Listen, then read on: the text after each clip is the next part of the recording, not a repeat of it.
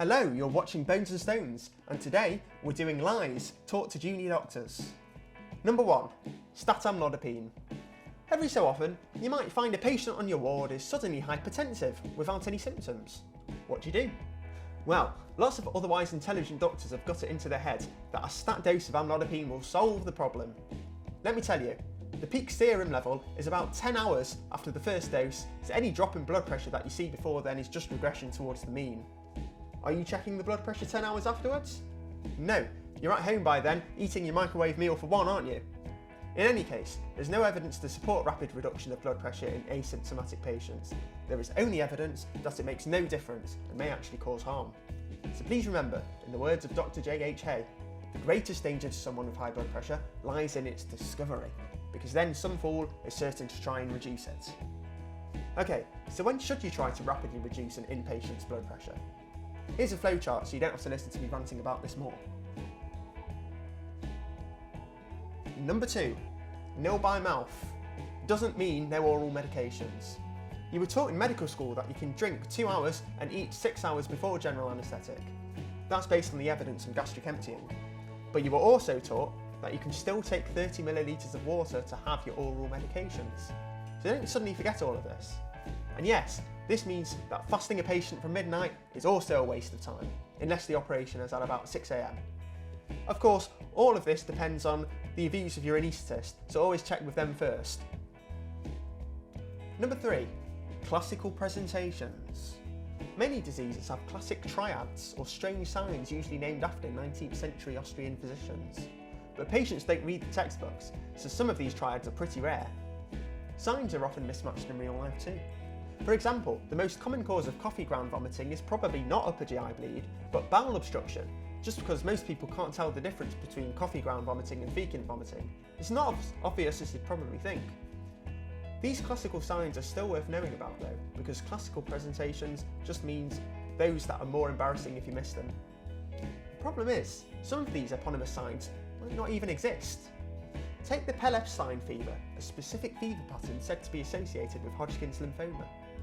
Nobody can agree on whether it really exists. I do think I saw it once, and the infectious diseases consultant who diagnosed it told me he was a believer. A believer? What does that mean? The problem is, even if it does exist, it's so rare that it could just be confirmation bias. Here's another example. I've been told by an esteemed neuro-ophthalmology consultant that Argyll-Robertson pupil probably doesn't exist. If you've forgotten, that's the pupils reactive to accommodation but not lights, said to be a sign of neurosyphilis. He's seen case reports that suggest that Argyll-Robertson pupil is just misdiagnosed old AD's syndrome, and he's not the only one who's come to this conclusion. If you've not heard of AD's tonic pupil, it's a parasympathetic denervation of the ciliary ganglion, initially causing a tonic mydriasis, but eventually evolving into meiosis over time. Hence the catchy phrase, little old ladies have little old ADs. Iris atrophy is commonly found with Argyll-Robertson pupil too, so maybe there's something to it. Number 4, useless treatments. It's often said that alternative medicine that works is just called medicine. This is true, but medicine that doesn't work is still called medicine if doctors use it.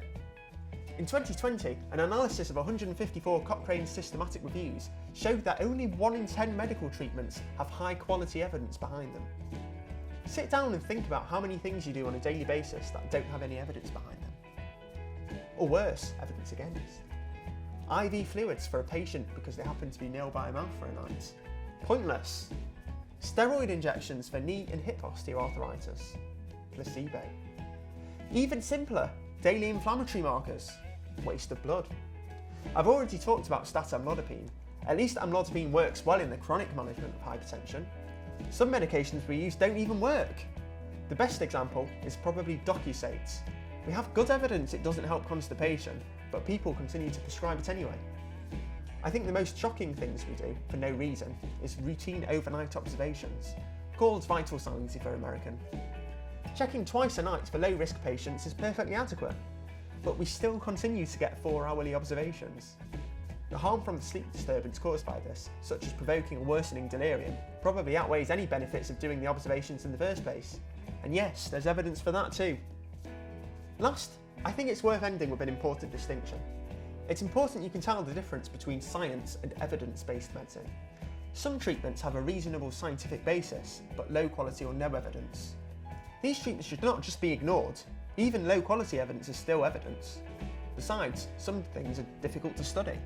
The oft-quoted example being that no randomised controlled trial has ever proved the efficacy of parachutes. Evidence isn't everything, we're not computers.